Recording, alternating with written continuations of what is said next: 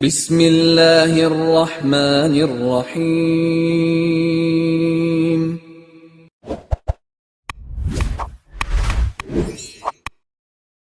السلام علیکم ورحمۃ اللہ وبرکاتہ۔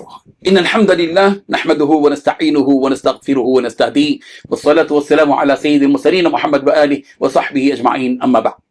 حاضرین و ناظرین، یہ درس حدیث نمبر 279 ہے اور آج کا عنوان ہے حضرت ابراہیم علیہ السلام کا مثالی سوال، حضرت لوط علیہ السلام کا پروردگار کی جانب پناہ لینا، حضرت یوسف علیہ السلام کا صبر۔ روایت سماعت کیجیے، ترجمے کے بعد تشریح کی جائے گی۔ بسم اللہ الرحمن الرحیم۔ عن ابی ہریرہ رضی اللہ عنہ قال قال رسول اللہ صلی اللہ علیہ وسلم نحن احق بشک من ابراہیم اذ قال رب ارنی کیف تحیی الموتى ويرحم الله لوطا اذ لقد كان يأوي الى ركن شديد ولو لبثت في السجن طول ما لبث يوسف لأجبت الداعی، متفق علیہ۔ ترجمہ اور سماعت کے لیے حضرت ابو ہریرہ رضی اللہ عنہ بیان کرتے ہیں، رسول احمد صلی اللہ علیہ وسلم نے ارشاد فرمایا، ہم ابراہیم کے مقابلے میں شک کرنے کے زیادہ حق رکھتے ہیں جب انہوں نے کہا رب جی مجھے دکھا کہ تو مردوں کو کس طرح زندہ کرے گا۔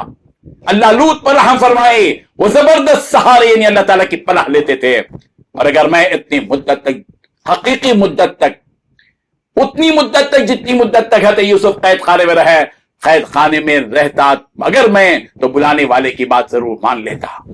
بزرگان محترم، یہ حدیث بہت بہت بہت قابل غور، بہت پسندیدہ، کیا پیاری باتیں پیارے پیغمبر صلی اللہ علیہ وسلم نے 3 نبیوں کے حوالے سے پیش کی ہیں۔ اس حدیث میں 3 نبیوں کا تذکرہ ہے، ایک حضرت ابراہیم، دوسرے حضرت لوط، تیسرے حضرت یوسف علیہ السلام، اور تینوں کی خوبیاں اور ان کی بھلائیوں کو پیارے پیغمبر حضرت محمد مصطفیٰ صلی اللہ علیہ وسلم بیان کر کے نبیوں کی فوقیت، ان کی برتری، ان کی فضیلت، ان کی عظمت، ان کے مقام بلند کو بیان ہے۔ اللہ اکبر۔ ان تینوں باتوں کو ذہن میں، حضرت ابراہیم علیہ السلام نے پروردگار سے ایک سوال کیا تھا جس کا تذکرہ پیغمبر نے یہاں کیا ہے۔ حضرت ابراہیم علیہ السلام اللہ تبارک و تعالیٰ سے سوال کر رہے ہیں، ربی ارینی کیف تحیی الموتى، میرے پروردگار مجھے بتائیے کہ آپ مردوں کو زندہ کیسے کرتے ہیں۔ یہ دراصل حضرت یوسف علیہ السلام کا بظاہر ایک شک کرنے والا جملہ تھا، سرکار دو عالم صلی اللہ علیہ وسلم، مگر یہ جملہ شک پر مبنی نہیں، یقین پر مبنی تھا۔ حضرت سرکار فرماتے ہیں ہم ابراہیم کے مقابلے میں شک کرنے کے زیادہ حقدار ہوتے ہیں۔ حضرت ابراہیم علیہ السلام کہہ رہے ہیں کہ میرے پروردگار مجھے بتائیے کہ آپ مردوں کو زندہ کیسے کرتے ہیں۔ یہ شک کی بنیاد پر نہیں بلکہ حق الیقین، عین الیقین تک پہنچنا، علم الیقین سے حق الیقین اور عین الیقین تک پہنچنے کا ایک سفر تھا۔ پورے یقین کو اور مزید بڑھانے کے حضرت ابراہیم علیہ السلام پوچھ رہے ہیں۔ یقین تھا حضرت ابراہیم علیہ السلام کو کہ اللہ تبارک و تعالیٰ مردوں کو زندہ کرتے ہیں، مگر ایک منظر دیکھنا چاہتے تھے کہ کیسے۔ پھر اللہ تبارک و تعالیٰ نے ان سے کہا کہ بھی چلو 4 پرندے لو اور پہاڑوں پہ پھیلا دو، پھر اس کے بعد آواز دو، وہ پرندے آ جائیں گے۔ تو اللہ تبارک و تعالیٰ نے مردوں کو زندہ کر کے 4 پرندوں کو، پورے جن کے پر ان کے جسم کو پھاڑ کر چور چور کر دیا تھا، لیکن اللہ تعالیٰ نے دوبارہ ان کو ہو بہو اسی طرح زندہ کر کے بتلا دیا۔ اللہ تبارک نبی رحمت صلی اللہ علیہ وسلم نے دوسرے پیغمبر حضرت لوط علیہ السلام کا تذکرہ کیا۔ حضرت لوط علیہ السلام کی خصوصیت یہ تھی کہ حضرت لوط علیہ السلام اپنے آپ کو اللہ کی پناہ میں زیادہ دیتے تھے، یأوی الی رکن شدید، ایک مضبوط پناہ میں حضرت لوط علیہ السلام آتے تھے۔